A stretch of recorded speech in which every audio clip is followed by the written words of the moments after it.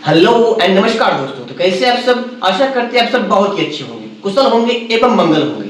तो चलिए, जैसा कि आपने थंबनेल देख लिया होगा, तो चलिए वीडियो में आगे बढ़ने से पहले आप लोगों से मैं एक छोटा सा रिक्वेस्ट करता हूं। अगर आप हमारे इस चैनल पे यानी कि अगर यूट्यूब पे देख रहे हैं तो हमारे इस चैनल को अवश्य सब्सक्राइब कर ले, साथ ही बेल की आइकन को जरूर दबा लें।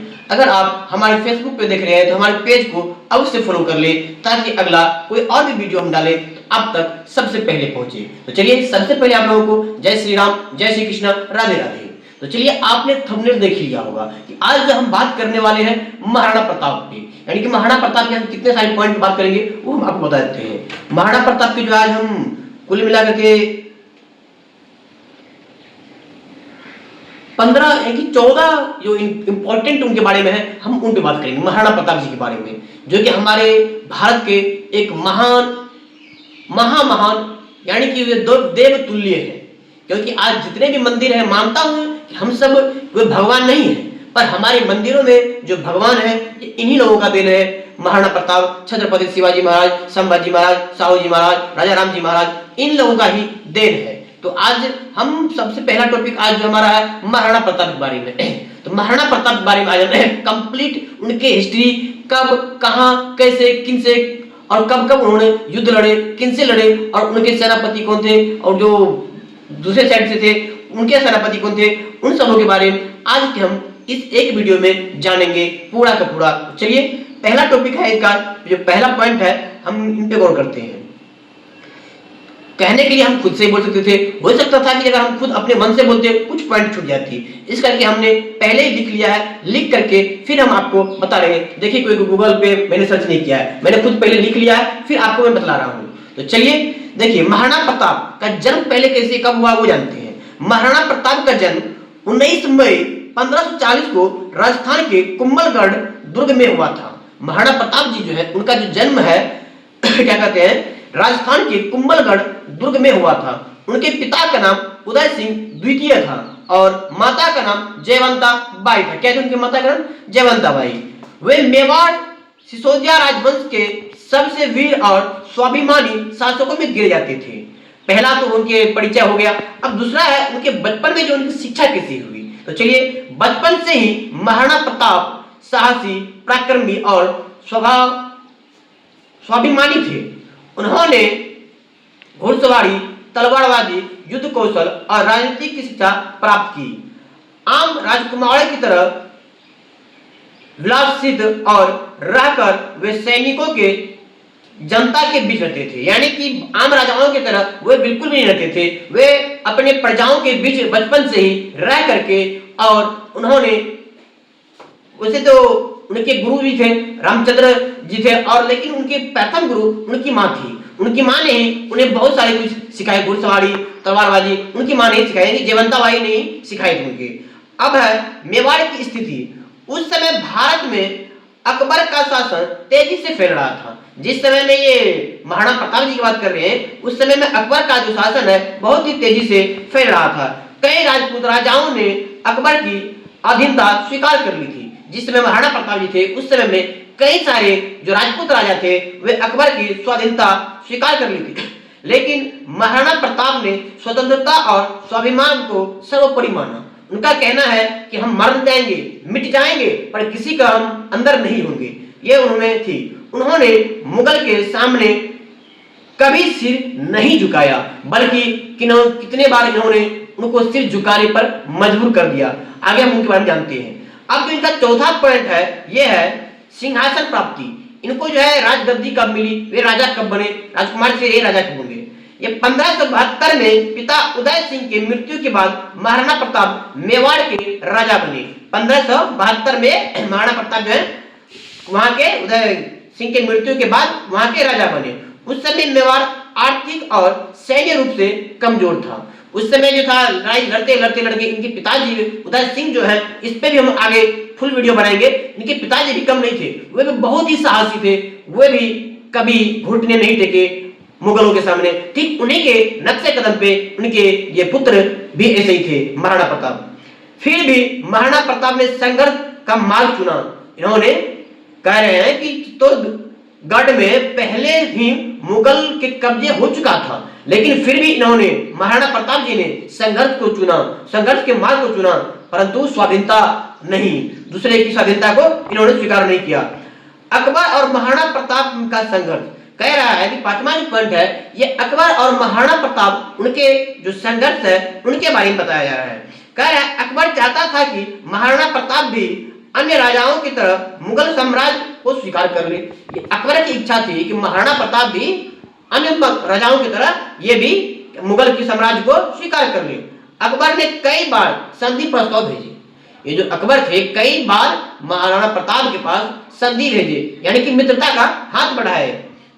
अकबर ने कई बार संधि, राजपूत राजा मान सिंह फर्स्ट को भी समझाने भेजा गया। जो राजपूत के जो राजा थे मान सिंह, उन्हें भी भेजा गया, जो कि मान सिंह ये अकबर के सबसे बड़े सेनापति, सबसे प्रमुख सेनापति भी थे। लेकिन महाराणा प्रताप ने स्पष्ट कहा मेवाड़ की स्वतंत्रता किसी की, कह रहे हैं उनका कहना है मेवाड़ की जो स्वतंत्रता है किसी भी कीमत पर हम नहीं बेचेंगे, हम अपनी प्राण दे देंगे पर हम मेवाड़ की स्वतंत्रता को नहीं बेचेंगे। अब छठा पॉइंट जो इनका है हल्दी घाटी का युद्ध, जो कि 1576 में लड़ा गया था महाराणा प्रताप और अकबर के बीच में। यह युद्ध भारतीय इतिहास का सबसे प्रसिद्ध युद्ध माना जाता है। इन अब तक के सबसे बड़े युद्धों में ये जो हल्दी घाटी की युद्ध सबसे बड़े और प्रसिद्ध युद्ध माने जाती है। युद्ध में प्रमुख कारण अकबर मेवाड़ पर संपूर्ण अधिकार चाहता था। महाराणा प्रताप स्वतंत्रता रहना चाहते थे।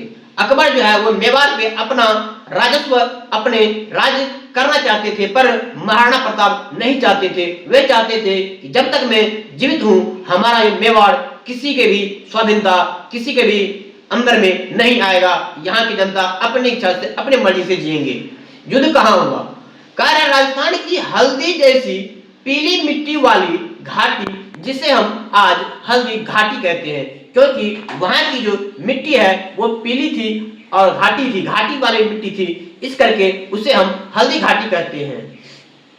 युद्ध में सेनापति मुगल पक्ष राजा मान सिंह, मेवाड़ पक्ष महाराणा प्रताप। कह रहा है उस युद्ध में जो है सेनापति हमारे इसी कारण कहते हैं हम भारतीयों ने कभी किसी से हारा नहीं है, हमने अपनों से ही हारा है। हम भारतीय कभी किसी भी बाहरी आक्रांताओं से नहीं हारा है, हमने अपनों के गद्दारी के कारण ही हारा है। ये महाराजा मान सिंह थे, ये भी भारतीय राजा, राजपूत राजा ही थे, और पर ये अकबर की स्वाधीनता अकबर के अंदर चले गए थे और इन्होंने अकबर की ओर से, अकबर के सेनापति बनके हमसे, यानी कि अपनों से ही इन्होंने लड़ा। कह रहा है मेवाड़ पक्ष से थे सेनापति वे महाराणा प्रताप थे। युद्ध का वर्णन ये युद्ध कब लड़ा गया था? 18 जून 1576 में युद्ध हुआ। महाराणा प्रताप ने अत्यंत वीरता से लड़ाई लड़ी।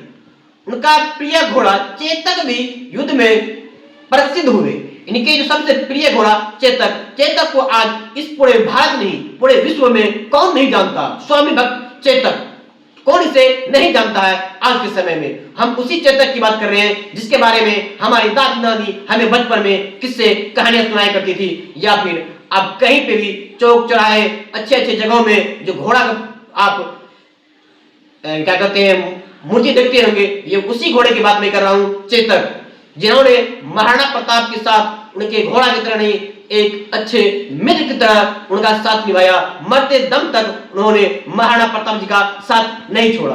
कह रहा है चेतक की वीरता, चेतक ने घायल होने के बाद भी महाराणा प्रताप को सुरक्षित स्थान तक पहुंचाया। जब मैं अभी आपको चेतक की बात कर रहा हूं, आप हमारे एक एक रुआ देख सकते हैं खड़े हो गई है, क्योंकि वे एक जानवर होकर भी जानवर नहीं थे।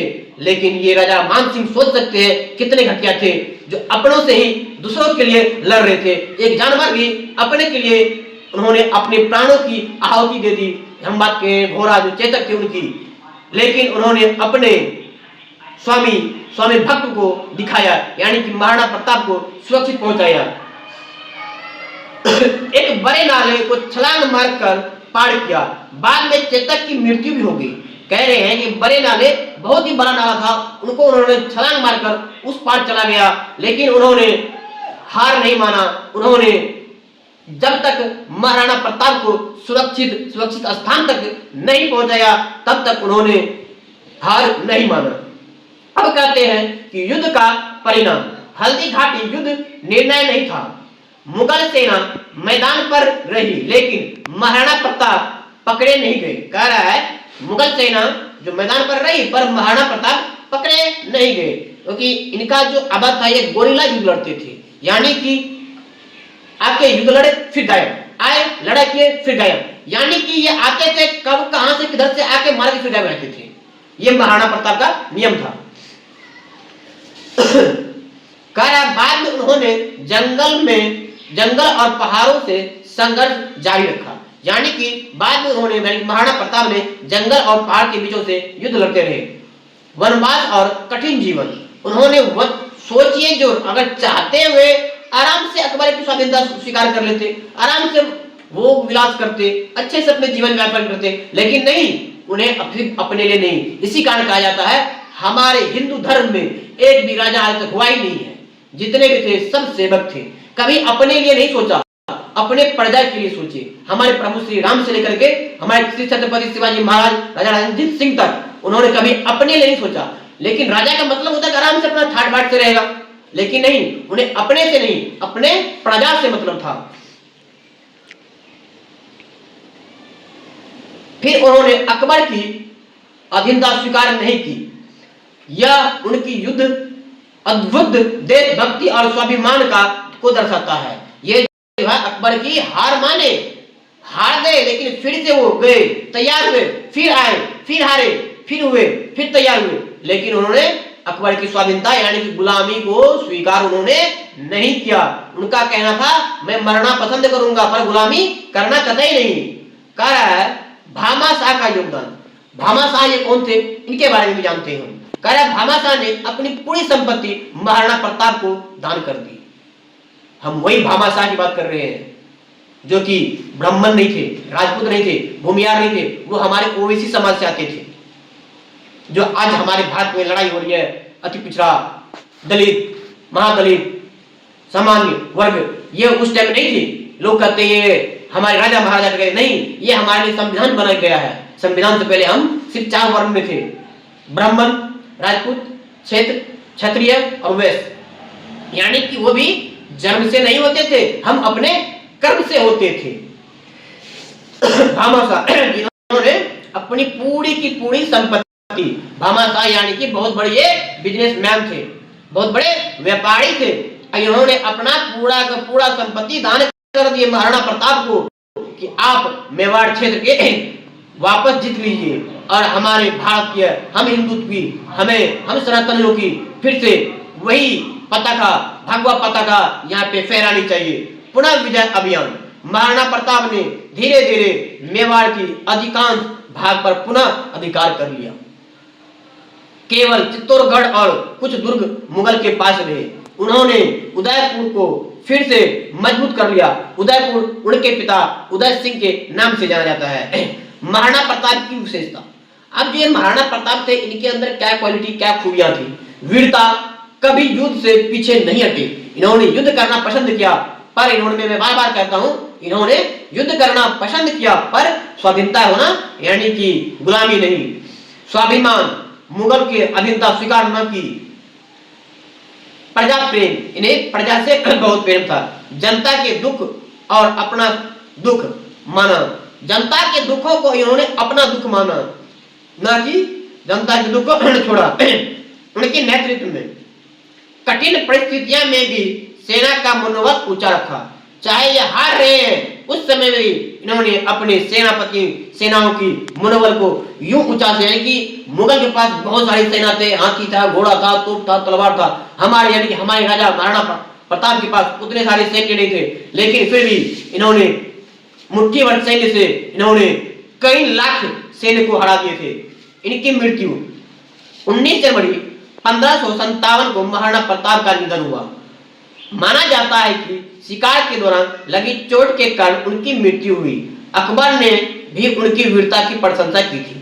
कह रहा है जब इनकी मृत्यु हुई थी तो अकबर जो है वो भी कहे थे अपने अल्लाह से, इंशाअल्लाह आपके घर एक महान लोग आ रहे हैं, आप उनके जन्नत के उनके लिए जन्नत की दरवाजा खोल दीजिएगा। यानी कि जो उनके कट्टर शत्रु थे वे भी इनके लिए अपने अल्लाह से, अपने भगवान से, अपने खुदा से उनके लिए जन्नत के दरवाजे खोलने का रहे थे। और उन्होंने यह भी कहा था हमारे दुश्मन तो बहुत सारे होंगे पर महाराणा प्रताप जैसा दुश्मन नहीं। यानी कि सोच सकते हैं दुश्मन भी जिसकी बड़ाई करती हो, जो कट्टर दुश्मन हो, वो कितने महान होंगे। और महाराणा प्रताप को हमारे भारतीय इतिहास में यूं ही नहीं माना जाता है। बाकी इसके बारे में और भी आपको पार्ट 2 में बताएंगे, थोड़ा सा जान लीजिए इसके बारे में। हम विशेषता खुद जो जानते हैं आपको बताते हैं। हमारे भारतीय इतिहास में महाराणा प्रताप सिर्फ एक राजा या फिर एक नॉर्मल से राजा नहीं है, वो हमारे भारतीय इतिहास में हम सनातनियों यानी कि हम हिंदुओं के लिए वो एक प्रेरणा है। सोच सकते हैं जो एक घोड़ा, जो एक बेजुबान जानवर हो, उनसे उनका दिल का कनेक्शन था। तो सोच सकते हैं कि महाराणा प्रताप कितने अच्छे होंगे, कितने दिमाग के फुर्तीले होंगे कि एक जानवर से भी उनकी अच्छी दोस्ती थी। आपको इनकी एक और दोस्त है, हाथी है, उनके बारे में हम पार्ट 2 में बात करेंगे। इसमें रहने देते हैं। और हम मानते हैं कि हम हिंदुओं की महाराणा प्रताप एक राजा थे, वे भगवान नहीं थे, पर कोई भगवान से ये कम हम हिंदुओं के लिए नहीं थे। आज देखते हैं कि हमारे भारत में लड़ाई होती है जाति को लेकर, हम ब्राह्मण हैं, हम राजपूत हैं, हम भूमिहार हैं, हम लाला हैं, हम कुर्मी हैं, हम ये हैं, हम वो हैं। आपको पता होना चाहिए कि हमारे महाराणा प्रताप थे ये भेल के घर खाया करते थे। भेल यानी कि जिस समुदाय से अभी हमारे भारत के वर्तमान राष्ट्रपति जी द्रौपदी मुर्मू आती है, जिस समुदाय से हमारे राष्ट्रपति द्रौपदी मुर्मू आती है, यानी कि भील यानी कि जो जंगल में रहा करते थे उनसे। और अभी आप जाइएगा ना राजस्थान में, राजस्थान के जो राष्ट्रीय अपना चिन्ह है, उस चिन्ह में 2 लोग दिखते होंगे तलवार पकड़ के। एक महाराणा प्रताप के वंशज है, एक भील के वंशज है, जो राणा भोज सिंह थे। आपको अगले वीडियो में बताएंगे, दिमाग निकल गई है, उनके बारे में बताएंगे। सोच सकते हैं कि हमें हमारे राजाओं ने हमें कभी भी जाति में नहीं बांटा, हमारे जाति में कहीं भी हमारा धर्म नहीं बांटा। जाति तो अब 1947 के बाद में हम बटे हैं, उससे पहले थे ही कहाँ जाति में। अगर उससे पहले जाति में होते तो हमने एक साथ मिल करके कभी लड़ाई अंग्रेज से या मुगल से या फिर किसी से भी नहीं लड़ते, क्योंकि छत्रपति शिवाजी महाराज के टाइम में भी अगर जाति को देखते तो साथ मिलकर नहीं लड़ते। अगर महाराणा प्रताप के टाइम में राणा सांगा, राणा उदय सिंह, छत्रपति शिवाजी, संभाजी महाराज, साहू जी महाराज, राम जी महाराज, इन लोगों के टाइम में ऐसा होता तो हम कभी भी जीतते नहीं। लेकिन आप जाके इन लोगों का इतिहास जाके उल्टा के देखिए, इन्होंने हारा बहुत कम है, जीता बहुत जाते हैं। तो चलिए पार्ट 2 में हम फिर से मिलेंगे, तब तक के लिए जय श्री राम, जय श्री कृष्ण, राधे राधे। एक छोटा सा रिक्वेस्ट, अगर आप यहाँ तक वीडियो देख लिया है तो हमारे इस चैनल को सब्सक्राइब कर ले। अगर फेसबुक पे देख रहे हैं हमारे पेज को फॉलो कर ले और एक प्यारा सा अच्छा सा कमेंट भी कर दे। चलिए तो मिलते हैं फिर से। जय श्री राम, जय श्री कृष्ण, राधे राधे, जय भवानी।